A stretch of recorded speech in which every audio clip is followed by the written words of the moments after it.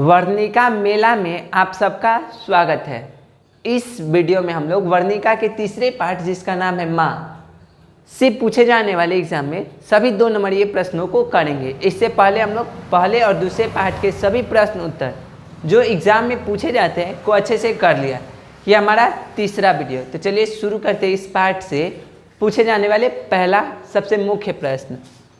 माँ मंगू को अस्पताल में क्यों नहीं भर्ती करना चाहती?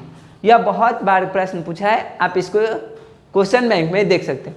चलिए इसका आंसर जानते हैं अपने शब्दों में, आसान भाषा में और कम, ताकि आपको याद हो जाए। हालांकि आंसर क्वेश्चन बैंक में है, लेकिन यहाँ अच्छे से समझेंगे। चलिए देखते हैं क्या कहें।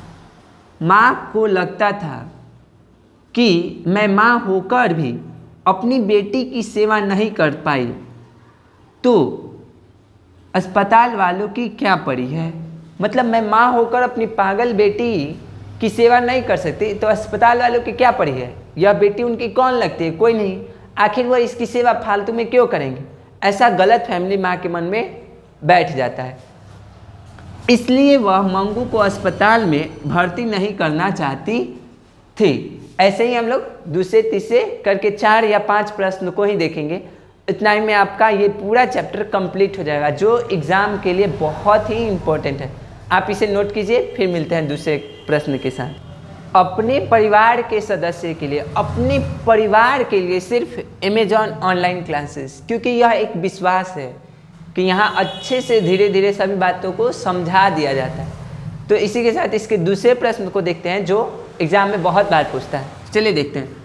मेटर्न ने माँ को कैसा आश्वासन दिया?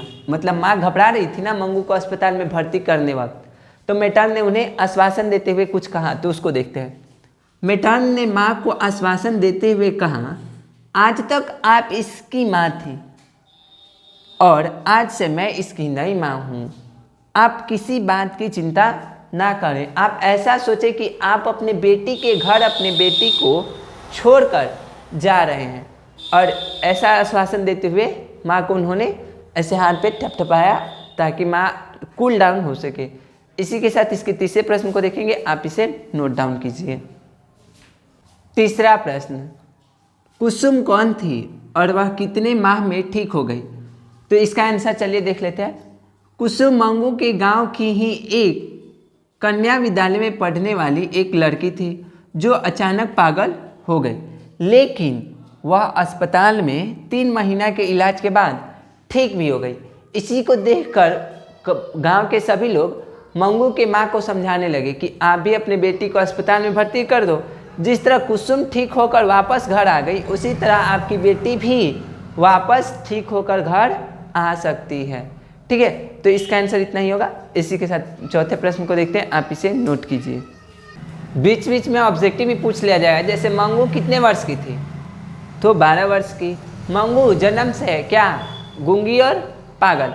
तो चलिए चौथे प्रश्न को देखते हैं। माँ मंगू के मौत के संबंध में क्या सोचती है? मंगू की माँ मंगू के मौत को छुटकारा मानती थी।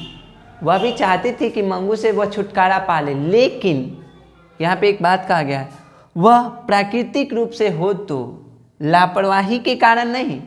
किसी लापरवाही के कारण कोई हो तो उससे तो दुख पहुंचता ही है दिल को कहीं ना कहीं, लेकिन एक प्राकृतिक रूप से मंगू का अगर मौत हो जाता है तो मंगू के मौत को उसकी माँ छुटकारा ही मानती है। एकदम सटीक आंसर जानिए। आप इसे अपने कोचिंग के टेस्ट में लिखिए या बिहार बोर्ड के फाइनल एग्जाम में, कोई दिक्कत नहीं है, फुल मार्क्स मिलेगा। 2 नंबर के लिए इतना लिखना काफ़ी होगा। आप इसे नोट कीजिए। और आखिरी प्रश्न को हम लोग देखते हैं। आराम से क्वेश्चन आंसर सबका हो रहा है। तो चलिए नेक्स्ट क्वेश्चन को देखते हैं। कह रहा है कि अगहन का महीना माँ के लिए आराध्य देव क्यों बन गया था? मतलब माँ अगहन महीने का बेसब्री से इंतजार क्यों करने लगी? इसका भी खास कारण है। किसी ज्योतिष ने माँ को कहा था कि मंगू के लिए अगहन का महीना श्रेष्ठ है। हाँ, मंगू के लिए लाभदायक है अगहन का महीना। पतरा उतरा ना देखते हैं लोग हम लोग, जैसे कि कौन सा महीना हमारा लाभदायक है, वैसे ही वह ठीक भी हो सकती है। तब से अगहन का महीना माँ के लिए आराध्य देव बन गया। मतलब तभी से, जब से ज्योतिष ने उन्हें बताया था इस बात को, तब से वह अगहन महीने का बहुत ही बेसब्री से इंतजार करने लगी। जैसे आप सभी फरवरी के महीने का इंतज़ार कर रहे हैं एग्ज़ाम का, वैसे ही माँ अगहन के महीने का इंतज़ार करने लगी। तो यहाँ पे आपका ये प्रश्न उत्तर तीसरे चैप्टर का समाप्त हुआ। अब हम लोग चौथे चैप्टर का प्रश्न उत्तर देखेंगे।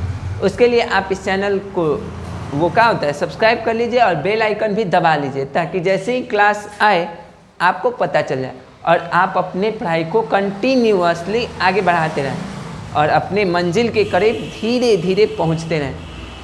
29 चैप्टर है कुल हिंदी में और हर एक चैप्टर आपको हिंदी के 100 नंबर के करीब ले जाएगी।